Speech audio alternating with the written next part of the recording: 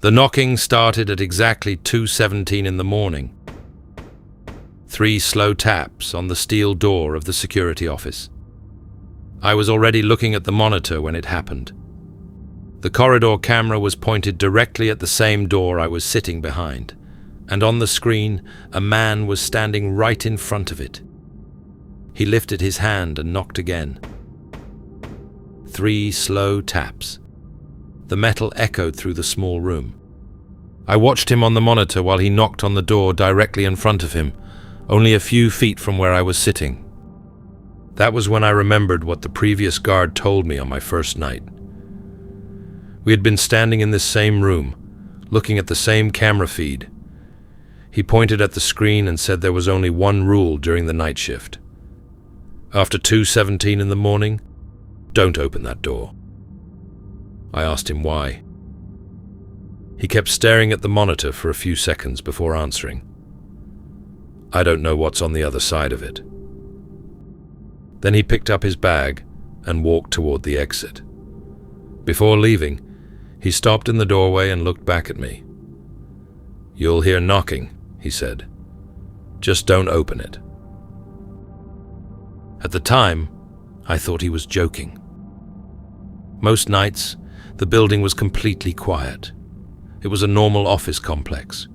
3 floors, a parking garage, and a long service corridor running behind the maintenance rooms. By 2 in the morning, the elevators shut down automatically and the cleaning crew had already gone home. The offices were dark. The hallways were empty. The only sound left in the building was the hum of the ventilation system and the faint buzz of fluorescent lights. Usually I just sat there watching the monitors and waiting for morning. Nothing moved. Nothing happened. That night had started the same way. At 2:11 in the morning, I noticed something strange on the corridor camera. The hallway had been empty a moment earlier. Then suddenly a man was standing there. He was halfway down the corridor, facing toward the security office. I hadn't seen him enter the building. None of the access doors had opened. No alarms had triggered. He was just there, standing in the hallway. For several minutes, he didn't move. The red digital clock above the corridor read 2:13 a.m. I leaned closer to the screen. The man was completely still. His arms hung loosely at his sides.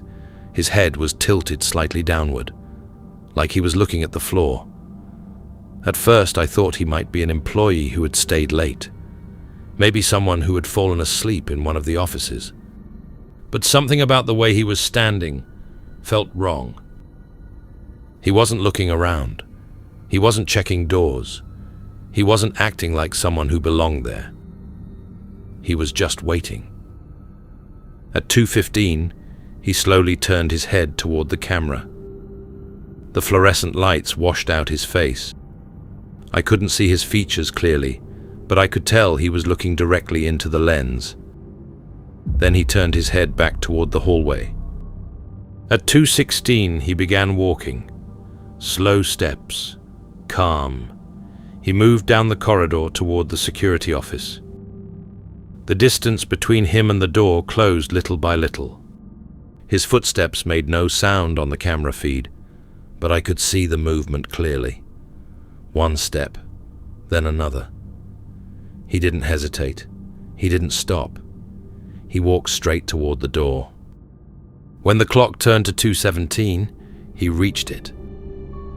And that was when he started knocking. 3 slow taps. I watched his arm move on the monitor as his knuckles hit the steel. Knock, knock, knock. The sound carried through the corridor and into the room behind the door. The first knock made me jump slightly in my chair. The sound was louder than I expected. He waited a few seconds. Then he knocked again. 3 taps. Slow. Patient. As if he already knew someone was inside. I didn't move. My hand was resting on the desk, only a few inches from the door handle. For a moment I actually thought about opening it, just to tell him the building was closed, just to tell him to leave. But the words of the previous guard came back to me again. "You'll hear knocking, just don't open it." So I stayed where I was. The man stopped knocking for a moment. On the monitor, he stood perfectly still, right in front of the door. Then, slowly, he turned his head. He looked directly into the camera. For several seconds he didn't move. Then he leaned forward slightly, closer to the lens, like he was trying to see inside the room. My chair creaked as I leaned back a little, even though he couldn't possibly see me. The knocking started again. 3 taps. The sound was louder this time, closer. He waited again, then knocked once more. Exactly the same rhythm every time. Slow, even, like he could keep doing it forever. I stayed where I was. My hand never touched the handle. On the monitor, the man raised his hand again, but instead of knocking this time, he pressed his palm flat against the door. His fingers spread slowly across the metal. Then he leaned his head forward until it was resting against the steel.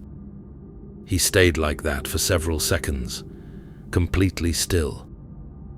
The hallway behind him was empty. The building was silent.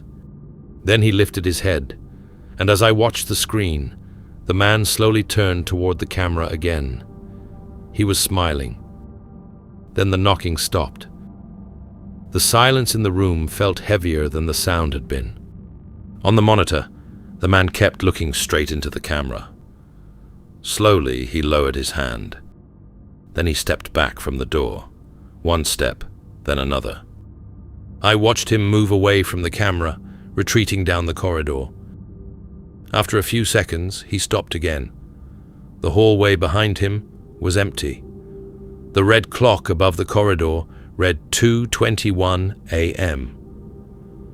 For the first time since the knocking started, the building was completely silent. I stayed in my chair and kept watching the screen. The man was still standing there, looking directly into the camera. For a few seconds, I didn't move. The only thing that mattered was the man outside that door. Then I heard a whisper, somewhere inside the room. 3 taps followed from the wall behind me.